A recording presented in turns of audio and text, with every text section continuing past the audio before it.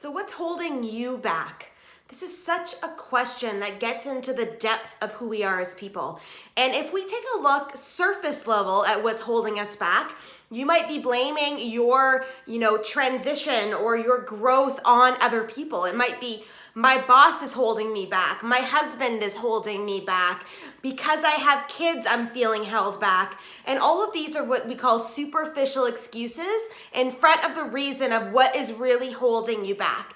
And a lot of the time, it'll come down to, I'm not worthy. I don't have confidence in myself. I don't have any self-love, so I don't have any belief in who I am and where I'm headed.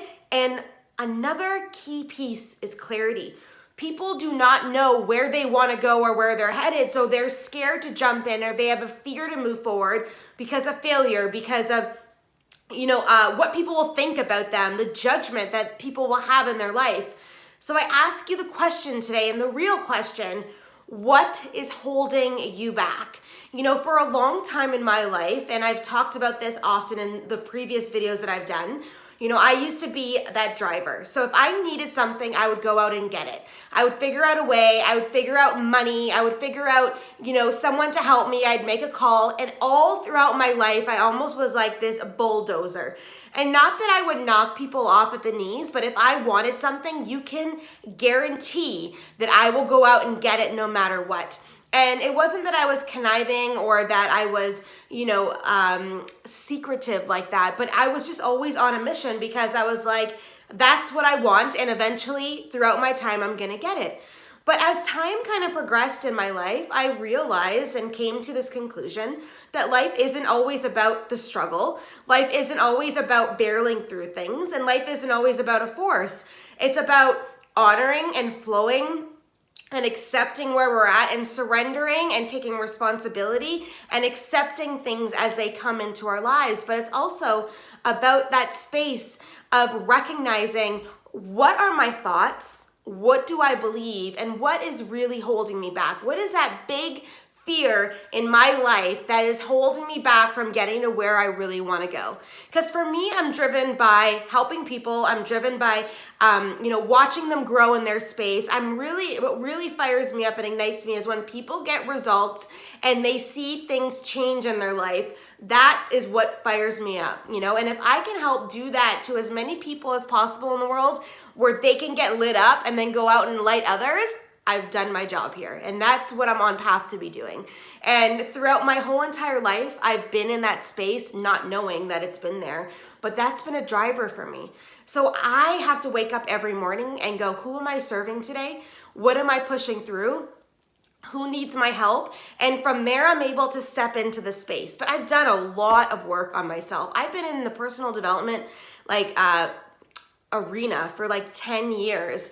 And I started doing spiritual development 9 years ago. I've had spiritual mentors. I've had business coaches. I've had mentors in business and developing business, brand experts, you name it. I have been in alignment with, from books to podcasts to seminars to conferences. I've done a lot of work on myself, and I still have a key team around me that helps me maneuver through. When I hit a block emotionally, I know who to call. When I hit a space spiritually, I know who to call. And I still have that support group around me that helps me maneuver outside of my humanness to execute, because we all have patterns in our life. We all have blocks and mindsets that shift us into certain circumstances. If you are seeing something happen to you consistently over and over again, there is a pattern there.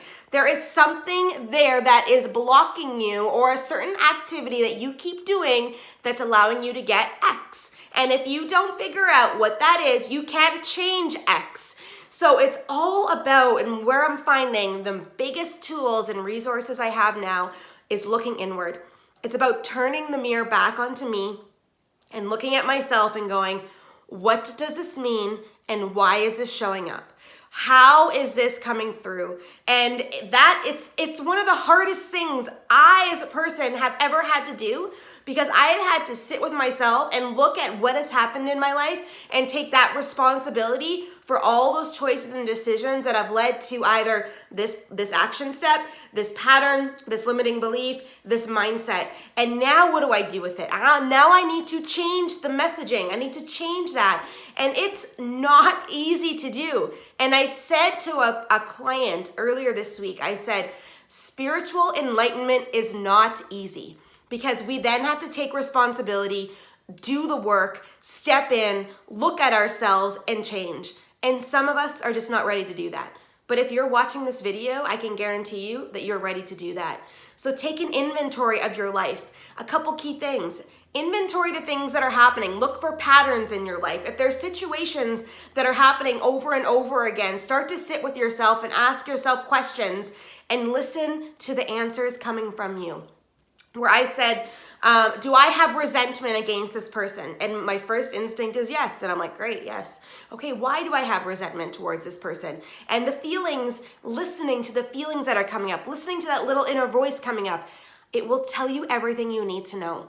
And then you start asking questions. Do I need help clearing this? Can I clear it in a meditation? Can I clear it by doing affirmations? Can I clear it by making it conscious in my mind every single day to clear?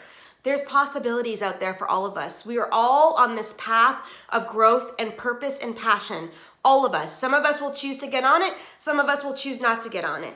But there's things we need to fix and change in who we are as people in order to get to the next level. And I hate that word fix, so I choose to pull it back and say there's things that we need to readjust in ourselves in order to get to the next phase.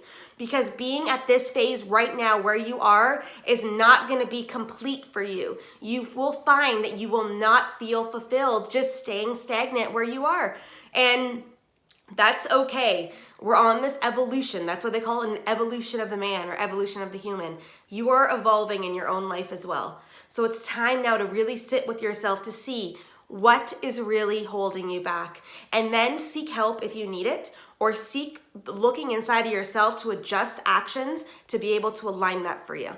So that's my message today on this Tuesday here in the gray province of Ontario. No sun today out, but sun in my heart. So I hope you guys are amazing.